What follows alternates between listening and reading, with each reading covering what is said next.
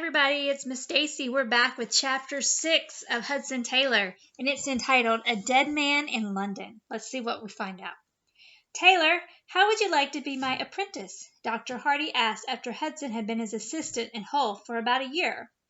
Hudson's mouth dropped open. He stopped mixing the medicine he was preparing and turned to the doctor with a questioning look. You heard me right, said the doctor. I want you to become my apprentice. It will be 5 years of hard study for you, but I know you can do it. You have what it takes to be a good doctor. Thank you, sir, replied Hudson, stunned by the offer. It's a great honor to be asked. I'll have to pray about it before I give you an answer. Dr. Hardy nodded. He had expected no less. He knew Hudson prayed about everything. And with such a tempting offer, Hudson liked the idea of being a real doctor rather than a doctor's assistant. But the more he thought and prayed about it, the more convinced he became that he should reject the offer. While he could see the advantage of being a qualified doctor, he also recognized that inside of him was a burning desire to be in China as soon as he could. Yes, he needed more medical training before he left, but he thought he could get that training faster by going to London. So he decided to turn down Dr. Hardy's offer and resign as his assistant. He also talked to his parents about his decision. He knew that the offer was a wonderful opportunity, so it was arranged that Mr. Taylor would release Hudson's cousin John from work in the pharmacy so he could come to Hull and be Dr. Hardy's new assistant. After a week after announcing his resignation as Dr. Hardy's assistant, things began to fall into place for Hudson. Uncle Benjamin, whom Hudson and Amelia had stayed with on their first trip to London, offered to have Hudson stay with them for a week or two, and the Chinese Evangelization Society agreed to pay Hudson's medical tuition at London Hospital. Hoping to get a doctor into inland China as soon as possible, the society was more generous to Hudson than he could have imagined. It offered to provide his rent money as well. At the same time, Hudson's father also volunteered to support him while he was in London. Instead of having no financial aid, Hudson now offers from two sources. But which proposal should he accept? He didn't want to get too indebted to the Chinese Evangelization Society in case things did not work out in China. He also wasn't sure he wanted to get tied to one organization in case God called him to do things on his own. Accepting his father's aid, though, would also be difficult. His father was not doing well financially, and Hudson knew the offer represented a big sacrifice for the family. As he considered whose support to accept, he wrote to both his father and the Chinese Evangelization Society, letting each one know about the other's willingness to support him and promising to make a decision soon. As he prayed about the decision before him, a strange thought crept into his mind.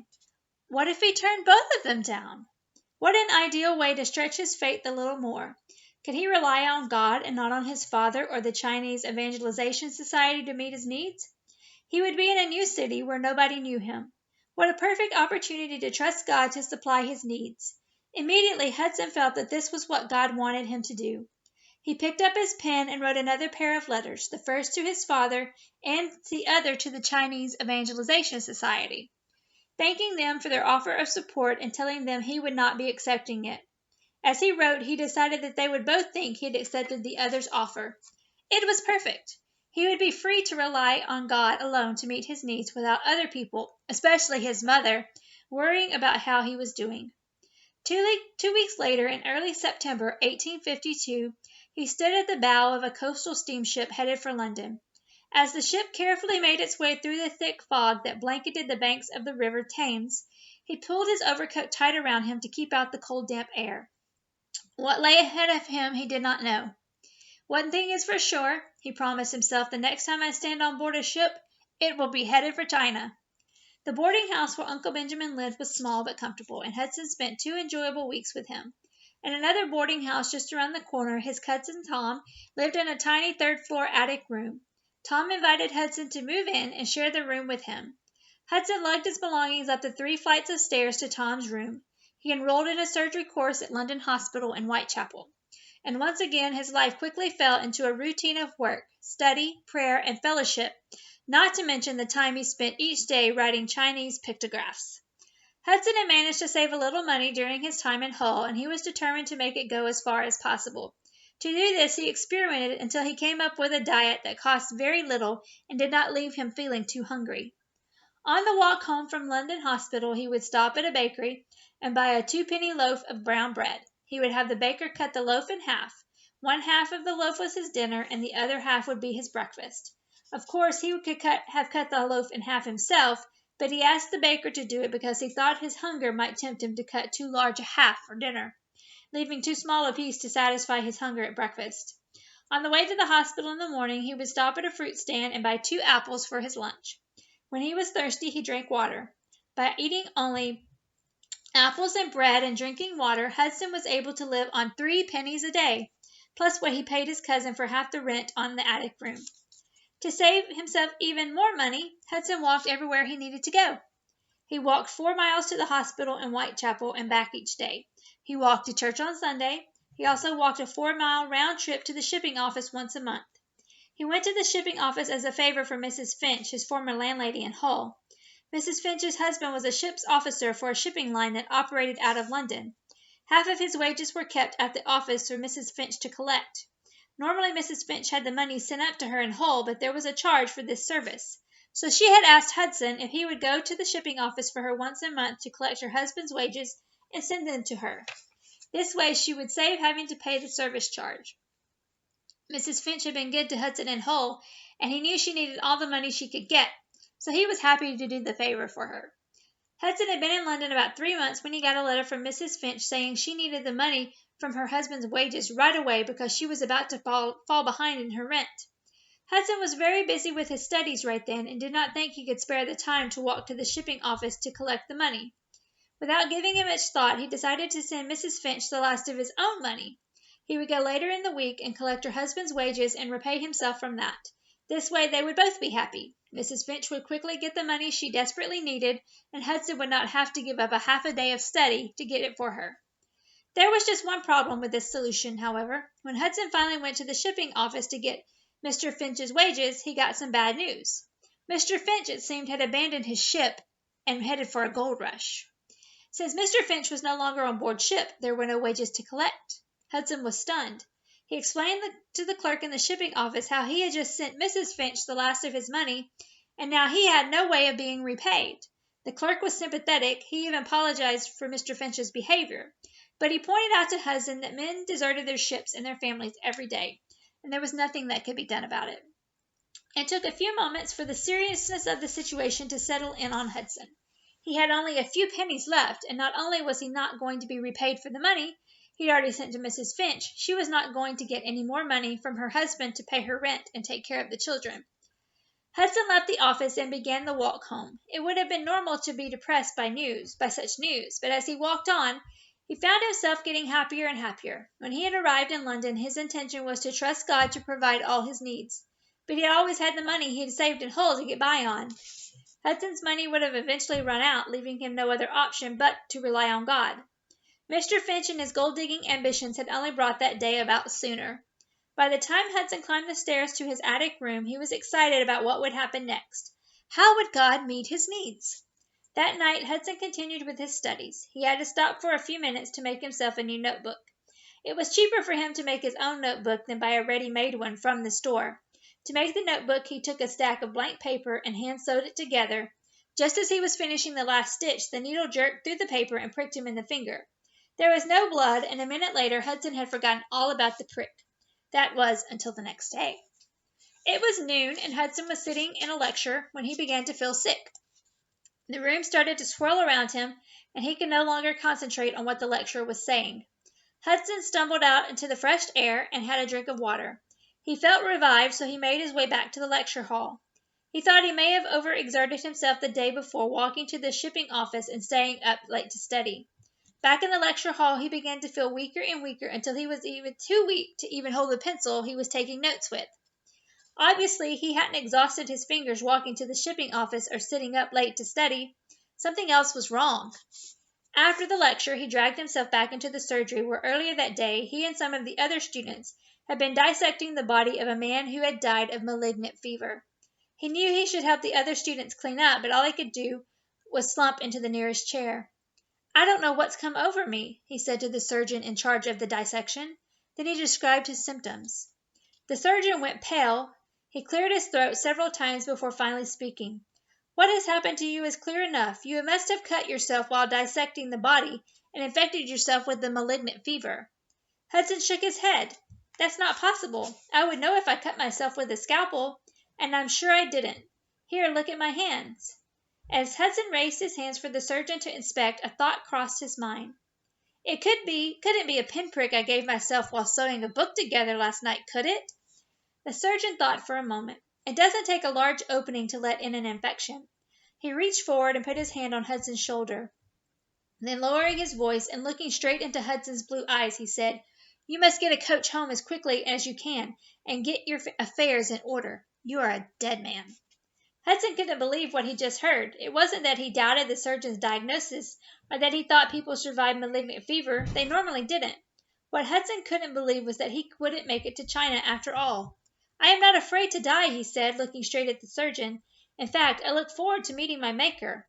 But unless I am very much mistaken, I cannot die because God has called me to China, and I have not yet been there. I may get very sick, but I doubt that I will die."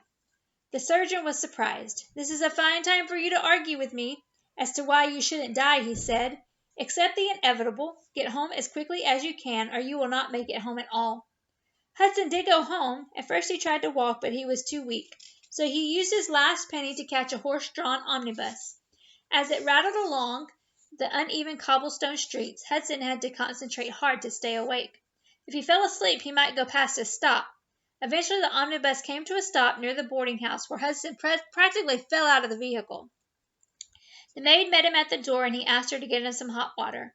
He began climbing up the 3 flights of stairs that led to his room. He was crawling by the time he got to the top.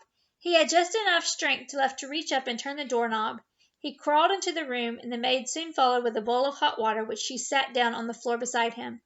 Hudson put his hand in the basin of water. After soaking it a minute or two, he took a scalpel from his jacket pocket, clamped his teeth together, and before he could change his mind, sliced the scalpel into the finger he'd pricked the night before.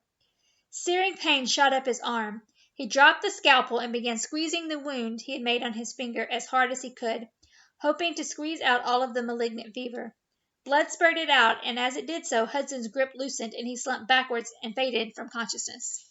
The next thing Hudson knew, he was being dragged into his bed and shaken awake by Uncle Benjamin. As Hudson regained consciousness, Uncle Benjamin told he had sent for his own doctor, and soon one of the best doctors in London was standing beside the bed. He examined Hudson from head to toe and confirmed the malignant fever diagnosis. The doctor had one word of hope to offer Hudson. "If you had been living moderately and not drinking beer late into the night, you might pull through. If you have been drinking and partying, I don't see any hope for you," he said. Hudson would have laughed if his ribs didn't ache so badly. "If it's a matter of sober living, then I have more chance of making it than just about anyone I know," he whispered to the doctor with a smile. "It's going to be a hard battle. You will be in and out of consciousness a lot, and if you do recover, it will be months before you are back to your old self. You need to keep your strength up, drink port wine, and eat as many beef chops as you can," the doctor advised him. Hudson tried to concentrate, but the doctor's words faded away as he lost consciousness. He spent several days drifting in and out of consciousness. Uncle Benjamin and Tom took turns looking after him and feeding him the wine and chops the doctor had ordered. Each day the doctor came by to give him quinine to help fight the fever. Hudson was in this zone between life and death for many days. Finally, he seemed to turn a corner and began to get better. Before long, he was sitting up in bed receiving visitors. On one visit, a fellow student told him how 2 students from a neighboring hospital had both accidentally cut themselves during the dissection of a dead body. Both of them had died. Hudson shuddered. God had truly spared his life so he could go to China. It was only a few days later that Hudson felt well enough to walk downstairs. Tom helped him, and slowly they made their way down to the parlor. Hudson slumped onto the sofa, exhausted from the effort, but how good it felt to be out of his bedroom. When the doctor arrived to check in on him, he was amazed to find Hudson downstairs in the parlor. The doctor worried about how he would make it up the stairs again.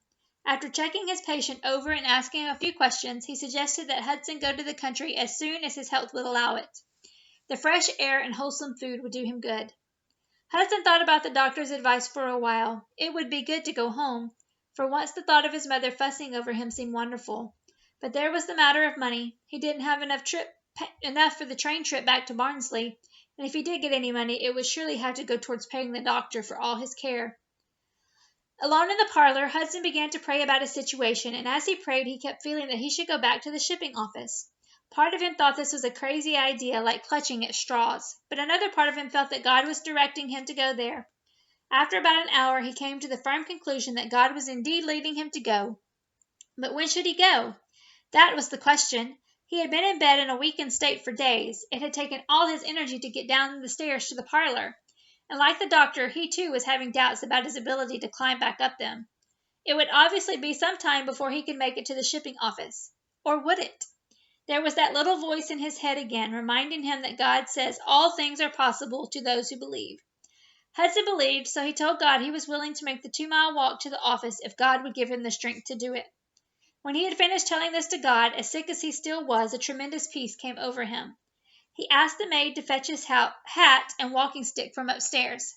With a surprised look on her face, she headed off upstairs. When she came back, Hudson was standing at the front door, ready to walk to the shipping office. Hudson set himself a slow pace. He walked past 2 shop fronts and stopped for a breath at the third. When he came to a hill, he allowed himself to stop at every shop front.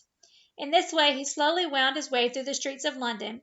As he walked and stumbled along, he wondered what God's purpose for this trip would turn out to be. Finally, he sat down heavily on the front steps of the building that housed the shipping office. Businessmen stepped around him as he sat and panted and waited for the strength to climb the stairs to the second-floor office. Eventually, Hudson lumbered up the stairs and entered the shipping office. A look of relief spread across the face of the clerk as he entered. "I'm so glad to see you again, sir," he said as Hudson flopped into the nearest chair. Didn't know how to contact you. I have some good news. There was 2 Mr. Finches on the same boat, and it was the other one, not your Mr. Finch, that ran off to the goldfields. It was all a mix-up, and I am very sorry. Here's the money we owe you." He handed Hudson an envelope filled with money. The clerk went on to ask Hudson about his health, then insisted that he stay and share lunch before heading back home on an omnibus, of course. The next day Hudson went to pay the doctor, but since Hudson was in the same profession, the doctor refused payment for the quinine. Hudson, though, insisted on at least paying for the quinine, but the doctor he accepted the money for that, then told Hudson he wasn't yet strong enough to be out walking around. Hudson told him the story of going to the shipping office the day before. "Impossible," interrupted the doctor. "Why, I left you lying in the parlor more like a ghost than a man." Hudson had to assure the doctor over and over that with God's help he really had walked all that way. By the time he left the surgery, the doctor was nearly in tears. "I would give all the world to have a faith like yours," he said, shaking Hudson's hand. "You can. It's free for the asking," Hudson replied as he turned to leave.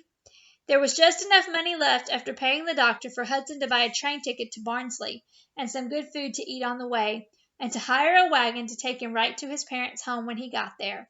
God, it seemed, had everything under control after all. Well, we'll be back next time for Chapter 7 of Hudson Taylor.